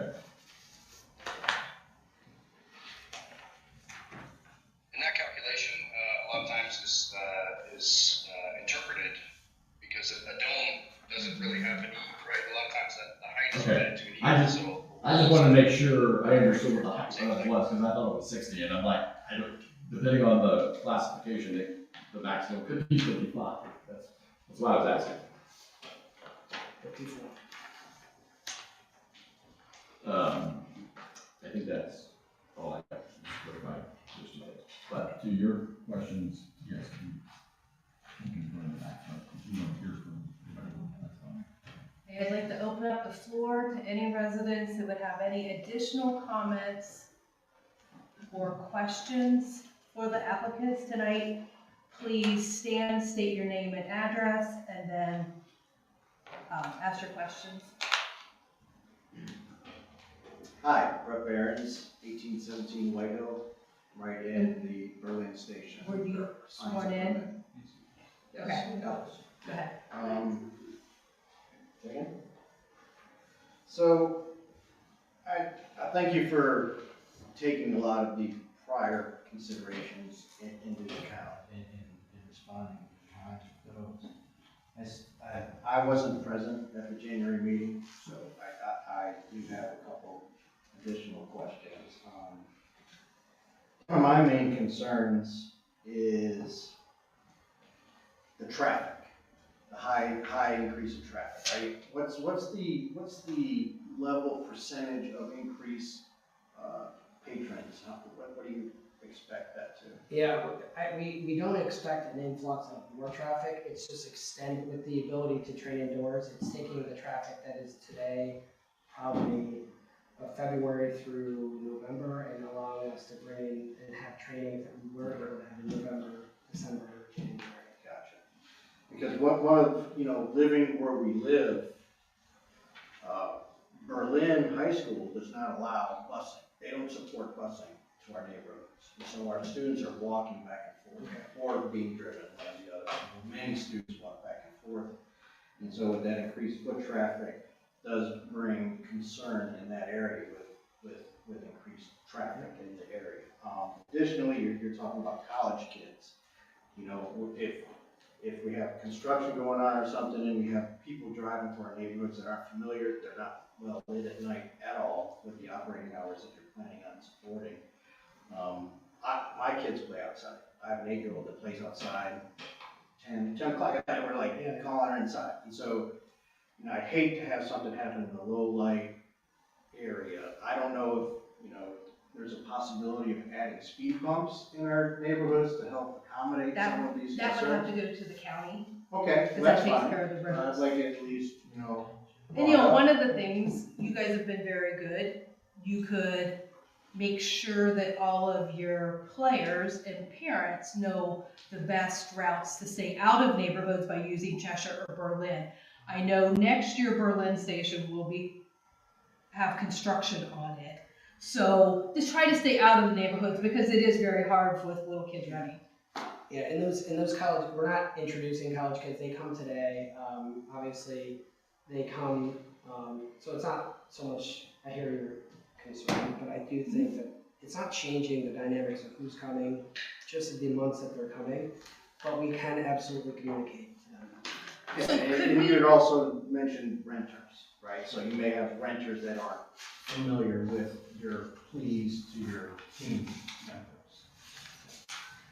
So for a quick calculation, since that was brought up previously about the increased traffic, if we look at the floor samples at max capacity on an average day, could you guys, you have 3 fields inside, possibly 2 fields in the back, plus the turf. Could you give a quick calculation of how many players at any given time that would be? I would say, I can give you a quick calculation on the highest peak today. Well, just to give us a... Yeah, so that we would never, like our club is not big enough to do what you just described. Okay. So what I would do is we may decide, depending on the weather, or just, you know, you can free up and make it a little bit more open. But we have maybe at any given time, we schedule our training so that we have probably 4 teams at one time at the most. Sometimes there's 3, sometimes there's 2 on each side of the field. So I don't see us saying, well, let's pack in 4 and put 2 in here. Our schedule is our schedule because the coaches are limited too. So we can't even today coach 8 teams at the same time. Okay. So it's not good, but the 4 teams that come, the traffic on that would be assumed 20, it's not 20, but easy math. It's 18 players. So if there's 4 teams, there's 80 players and there's 80 parents picking them up. Right, and there might be, I've never seen 4 practices and 4 teams and 4 teams. It's usually 4 teams and then some yoga kids who drive themselves might show up 2 teams. So I'd say the max is 80 that we currently have on those fields, 80 players during a training session. Well, and like I drove here tonight, you had practice going on and that the current lot was not at capacity. But what about when you do have, there's been like little tournaments or something going on where there has been time. So like with a tournament, how many teams would you have? Yeah, so roughly, or what you've used in the past. If yeah, somebody so can in speak to theory that. you have 4, we'll have 3 fields, right? So you could have 3 games going on, that's 40 players on each, again, 20 is a high number, but 40 on each field. So you could, if you had 3 games simultaneously, right now, training is an 80-person kind of estimate, 120 would be 3 of the games going on simultaneously. We usually try not to schedule 3 games at the same time, but that's in theory could happen. So you have 120 players and probably 120 cars. And like we said, the 150 car lot usually is not ever at capacity, right? And 210 is just there to make sure that some of the concerns of people that didn't want people parking on the street or in other places, we just wanted to go above and extend. Unless it goes beyond 40, whatever the percentage is, and then we'll stop whenever we can prove it. Did you have any additional questions? I do, thank you. Yeah, so, you know, just to reference your first slide where you're talking about Olentangy School supports sports. It didn't say where, it was pretty vague. I mean, I think, you know, I have a daughter that's in band and she's walking back every night. So, you know, just that statement that Olentangy supports sports, facilities being built. Of course they do, right? It doesn't say necessarily right across from the high school where they have a lot of foot traffic because they don't support busing. So that's We just, asked them specifically for this site, so it wasn't a reference for this site. okay, well then, Yeah, and it was the chief operating officer of all the schools, so he was speaking for the school district, just in the need of, he was really in reference to the partnership and the need that the schools see for this, so it was more in reference to they're excited to be a partner and happy, because he sees a need that he has as an operating officer to say, we're gonna partner with you because we already know we have problems. So that was the reference. yeah, because Pyatt's kind of already, you've seen the baseball teams playing, it gets crazy. So, like I said, we have a daughter that does band, and she's walking home at dusk or, at night. Not so much in the summer because it stays later longer, but it does happen. So that's a concern. It's to be seen whether or not, this structure will cause any type of decaying effect, where it's going to affect the property values of the homes around the neighborhood as compared to the rest of the homes in the same neighborhood, comparable homes. So I just want to make that point that, if there is an effect, there's going to be, people are going to be, filing some claims about that. Also, I guess the last thing is to you, Mr. Ferris. Did you guys do the structure at Hilliard? We've never done any structures with landscape architects. Okay, so you're landscape architect. The gentleman on the phone is the one who's doing the Okay, construction. so that's your AE firm? That's the guy that's the contractor, construction contractor for himself. Okay, did they do the one at They Hilliard? did not do the original Bo Jackson, no. He didn't do that, but he can speak for himself if he's still on, but he has done lots of those, he didn't do that particular bill. Okay, because concern is over creating a structure that's lasting and sustainable if it does proceed. Because I know changing you're under conditional approval right now, and making changes reopens that floor. So. Could we ask the architect or the guy from About the sustainability of the I believe we talked about how long, in the last meeting, he talked about how often the membrane has to be changed out, years. Okay. Did you pick that up, Ian? Bits and pieces, and Sarah, if you could repeat, because I can hear you clearly, I think I'm understanding, but please, just repeat what the question is. And I will, just to clarify, I'm not an architect or a licensed professional, I'm a consultant and project manager and owner's representative on these projects, so, but if we're asking about the facility in Hilliard, I was involved in that project, but in another capacity. I was formerly with a supplier and manufacturer of these air support structures, and so I was the sales agent and project manager for that company, the supplier of that structure on that project in Hilliard. Okay, so I guess my question is, for your AE firm, what history do you have in designing these types of structures, and what do you anticipate the sustainability of the structure to be? Sure. Well, we will certainly work with a fabricator of the structure who typically is responsible for providing the structural engineering through a third party. So you subcontract that out? Structural engineer. We can't And talk then, over each other. Otherwise, everything will be, there will be mechanical, electrical, and MEP engineers, civil engineering, architectural, and code compliance requirements. Those will all be local. We've yet to retain, but those will be local licensed professionals that will all do their part in the design and engineering and permits, application requirements for the project. Local to who? Local to Columbus, Ohio, yeah. Okay. Could he answer the question of what is the life expectancy of the membrane? Ian, what's the life expectancy of the membrane? Oh, so the membrane itself, generally speaking, 22 to 25 years for the membrane itself before that it's time to replace that. And then the structural elements in the ground are, indefinite. The concrete anchoring system and the electrical infrastructure and things like that. The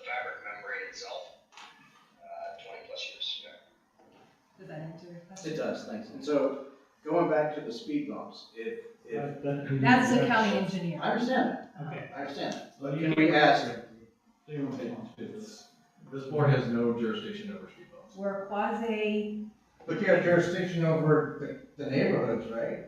Over This board has no safety of the jurisdiction over people? speed bumps. over the safety of the community? It's not our department, sir. So- Not your department.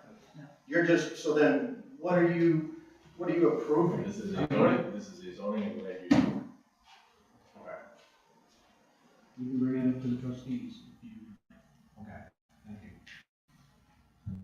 Thank you, too. if you'd like to stand. I was not, I'm sorry, I wasn't sworn in earlier. Okay, you can go ahead and, Is there anybody else that is going to speak that has not been sworn in?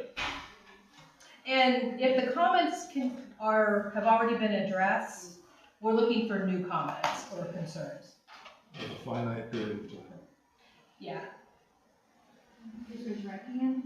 Do you swear from the tell the truth, the whole truth, and nothing but the truth? Oh, Lauren Hayes, I'm on 3333 Elster Drive. So when we walk out of our house, this will be directly in our line of sight. I do want to kind of counter their depiction of the trees. I walk my dogs through our neighborhood every single day, and I can see players through the tree line. It is not lush, there are sporadic trees, and those trees are not as tall as with the stone beach. I can tell you that right now.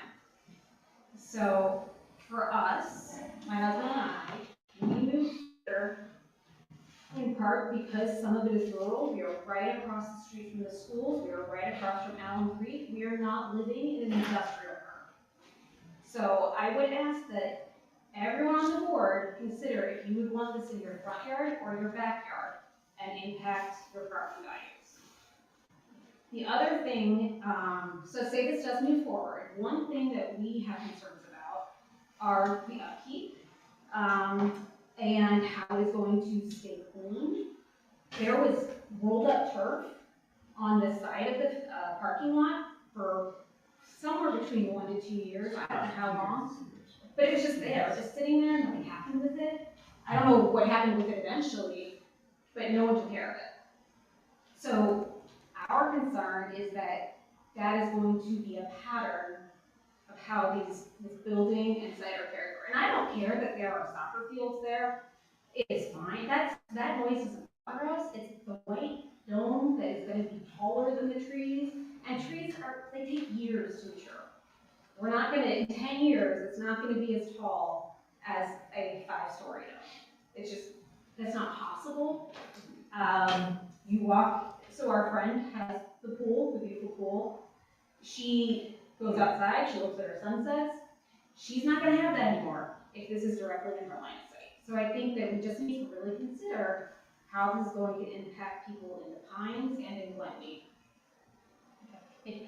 For zoning concerns on the township website, if there's things that are out of compliance, you can always submit an issue there to bring it to the zoning inspector's notice, and then they will investigate it. Any additional questions, concerns? Please state your name and address. Aaron Zeisler, 3338 Elster Drive. So to kind of back up on what you just said about the zoning issues, I understand there's an outstanding zoning issue. What is the protocol of this zoning office as far as when there's a registered complaint? How long do they have to actually fulfill and correct that? Phil, could you answer that? Or I Chris? With all due respect, it's not relevant to this particular application. Okay, that's fine. So, you're free to talk with The guy afterwards, and I'm sure he'll be happy to fill you in. So. I have, I think, more of a statement, clarification, than anything you had stated. And sorry, sir, I don't remember your name. Stated early on that you've offered the field for use to the middle school and the high school. Just to state for the record, the middle school doesn't even have soccer.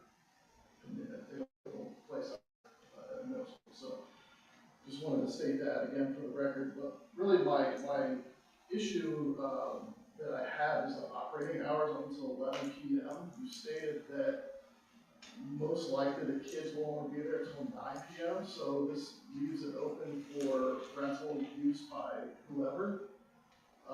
Is that Big private trainings, adult, recreational, mostly. for anybody, right? Who wants Anybody to that rent? wants to rent it, they can rent it. That's correct. And the doors close at 11. So if there's a proposed 3 fields inside the dome and what other 2 fields outside the dome, or is that 3 fields as well outside the dome? So a total of 6 fields, is that what I'm looking at? Yes. So Little, you made a comment earlier about the dome use is to extend the season into the winter. And the maximum traffic, we don't have a number on that, but we see, as residents, we see a lot of traffic.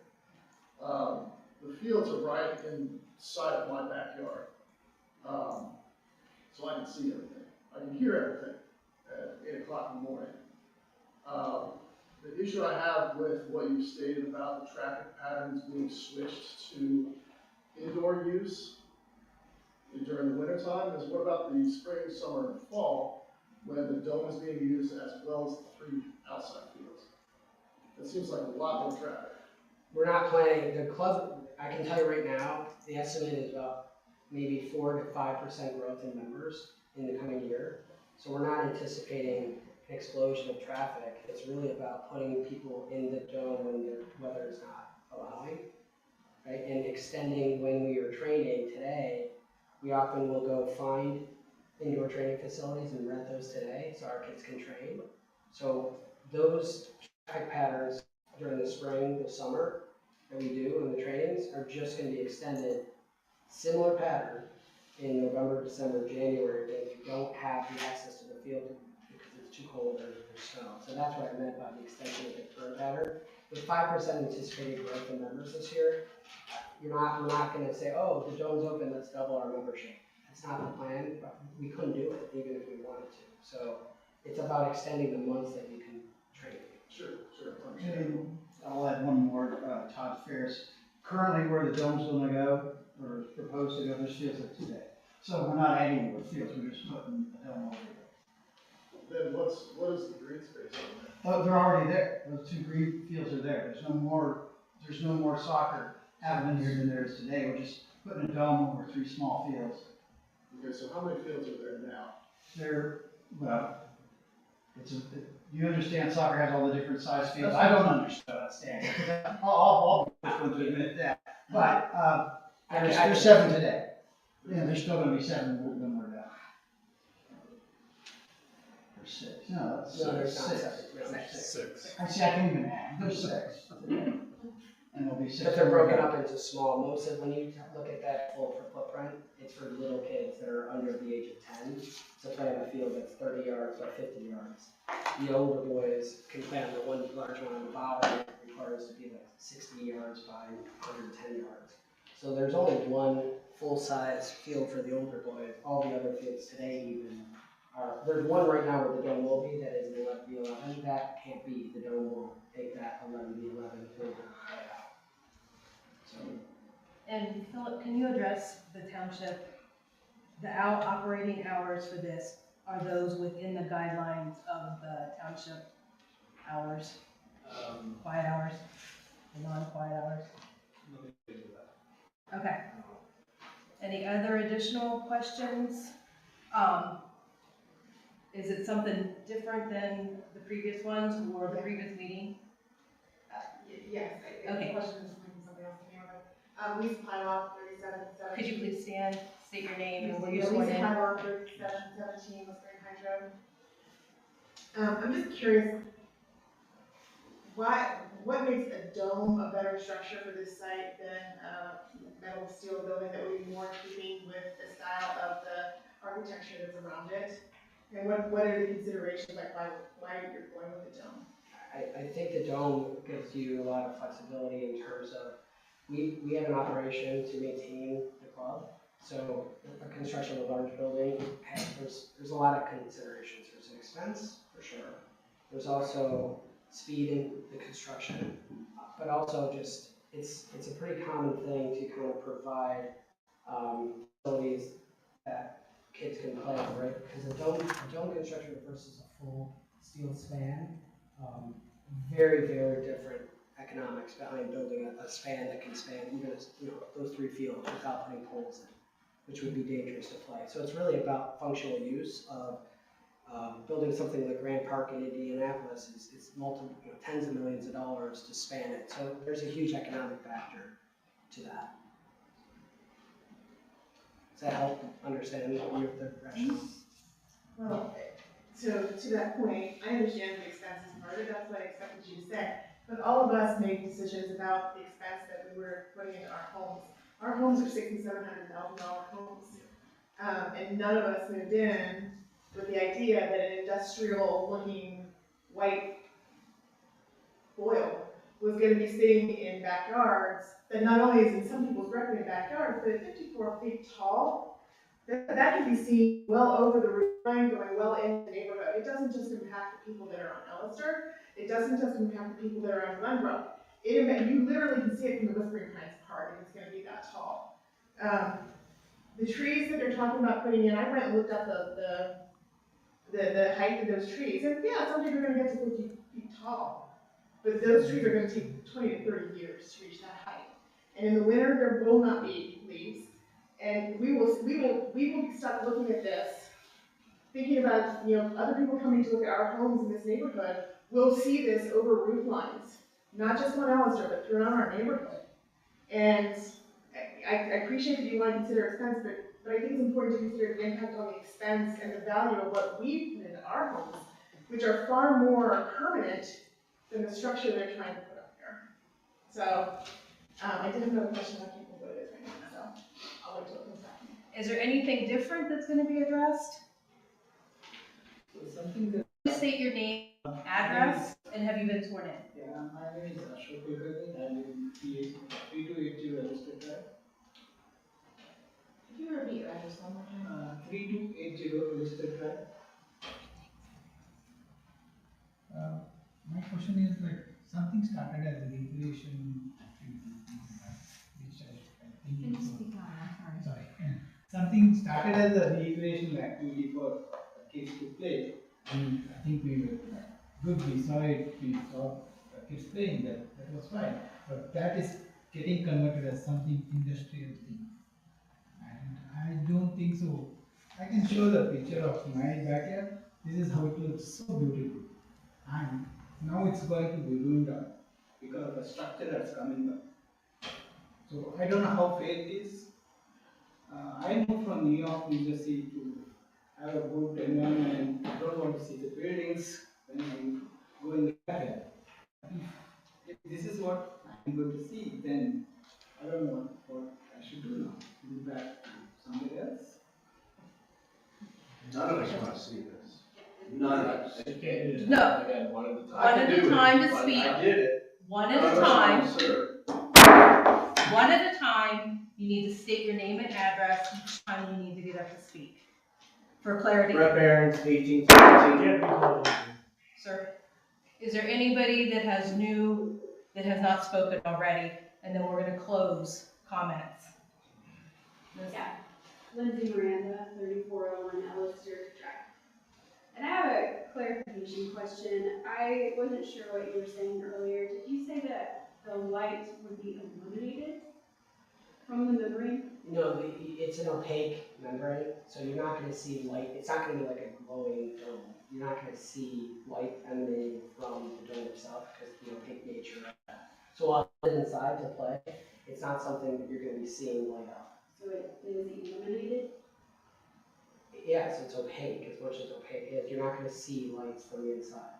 Correct. There's a different opacity level, so 100% opacity versus like a PE is what I'm getting at. Oh, it's 100%. Okay. Thank you. Thank you. One more?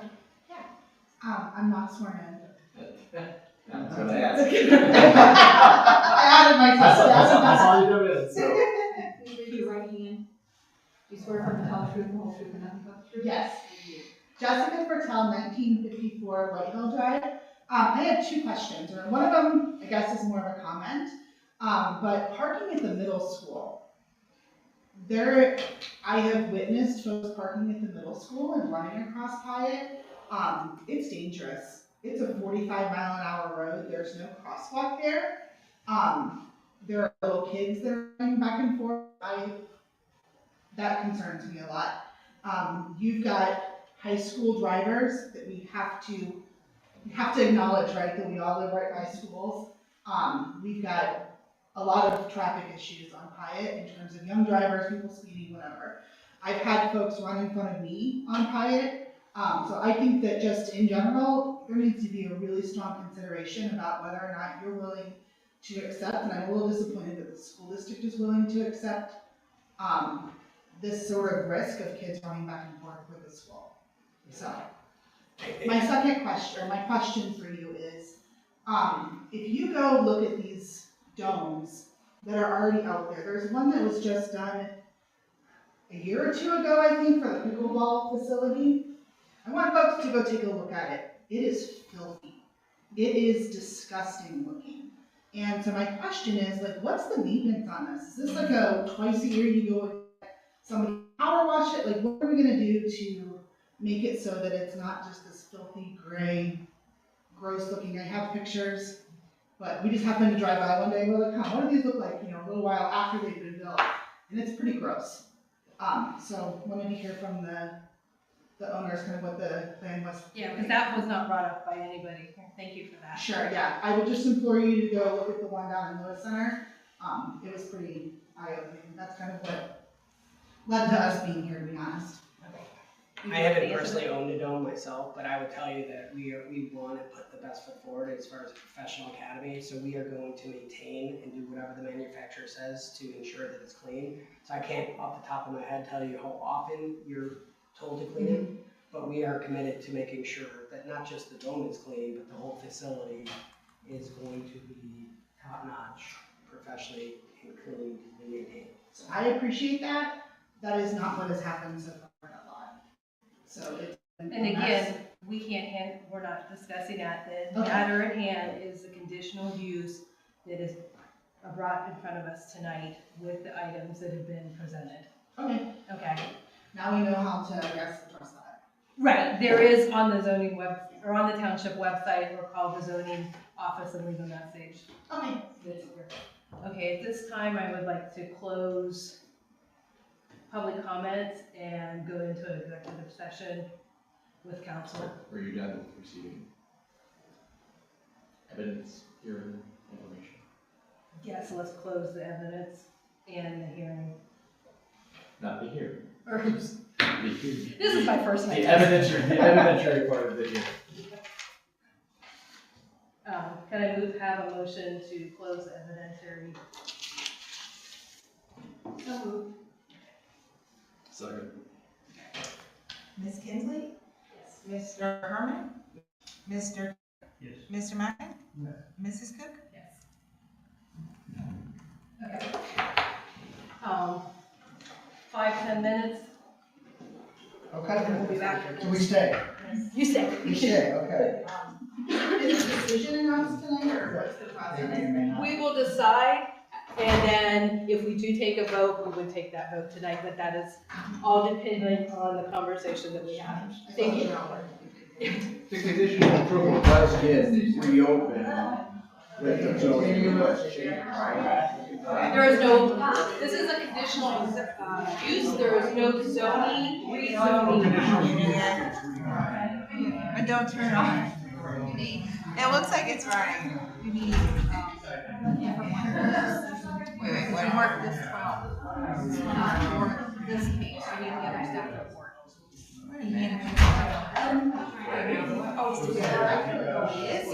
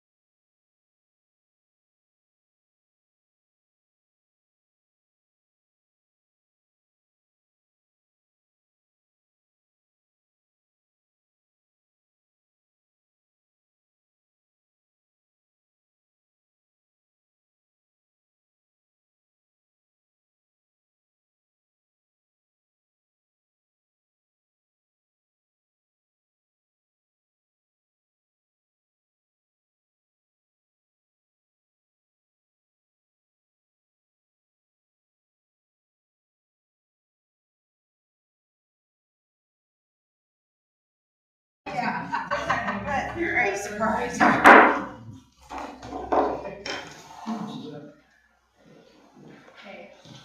I'm gonna make a motion to, continue the BZA meeting, BZA 25007 to a future date, a date certain, so we can conduct more deliberations. Lisa, do you know what dates work best for you? Is it just for the deliberations, like? Yeah, it's for purposes of deliberations of the issues. Do you think it would take we could just put it on the 31st if you want, or we'll take. We'd like to have a copy of the We- transcript. I just, yeah, we do all transcripts, so it's Oh, basically up to her. Do we have two fill up on the 31st? We have one. Oh, so, would you wanna do if it's, If you can get. yeah, or would you be able to, how long would it take you? Because we need them both, one for the. Oh, you need both transcripts? By what date? They want potentially the 31st of their meeting, but. Before. Yeah. How far? Like a day or two advance? before that? Yeah, we do that. Or how many days? So, can you have, like, by the 20th? Sure. Is that We enough? also need to verify that Jason will be back because Quinn cannot meet the 31st. We can do that. Oh, Would you be open if Jason is not able, it would just be 4? So, I'd say sooner the better, obviously, because obviously there's things contingent on this, so sooner is better for us as long, I don't know the difference between how many versus, it's a board of 5 okay. versus if Quinn we know is not going to be Yeah. here, Jason who's missing tonight, Okay. he can sit if he reads the transcript Yes, if- from otherwise tonight. it's off of the- yeah, and we set the meeting for the 31st because he said he was available. Okay. At that point, yeah, that we said that, so he should So be there. actually, they just Unless something ignore my changes. question. Yeah, as long as you don't have an objection to Jason voting, as long as he affirms. I will want have full him- board. I will have him affirm on the board, on the record that he's reviewed the transcripts and all the information. I think we would prefer a full board, just to make sure that the proper due diligence and everybody's opinions are. Yep, I'm sure. Okay, you wanna do that, just table to the 7 o'clock on that night, you wanna do it first? Second. You wanna do a second? Okay. Yes, on the 31st. Yeah. There, and just so everyone is clear, there will be no public participation in this hearing after tonight. So on the 31st, it is purely for deliberation and the issuance of a decision. And how would that have a decision? I believe it is broadcast on the. It's on Facebook. It is published. Yeah, you can't. I mean, you can come, but I think it's also on, don't you guys live stream? Yes, it's live stream on Facebook. So you could actually be watching yourself. You could set them both, you could set it at 7 and then hear it after you hear it on the schedule, do that, that might be easiest, since Jason's on numbers. Did we have a So second? it's a motion to continue to the date certain of Continue to March 31st. at 7 p.m. 7 p.m. Did we second that? I'll second. And that's at Berlin Township Hall? And, I'm sorry, who seconded? Larry, okay, Mr. Cook? Yes. Mr. Herman? Yes. Ms. Kinsley? Yes. Let's see here, Mr. Mackin? Yes. And Mrs. Cook? Yes.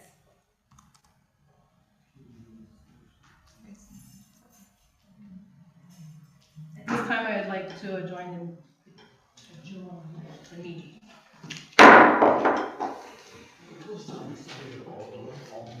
Yes.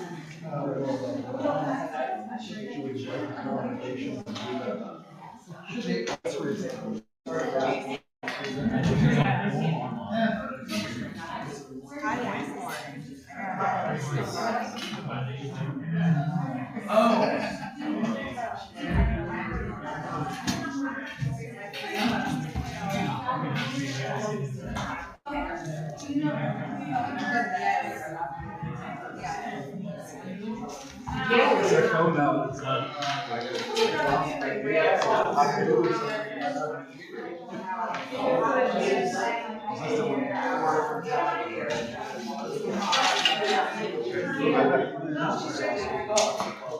She was, I think she was trying to park. How are you?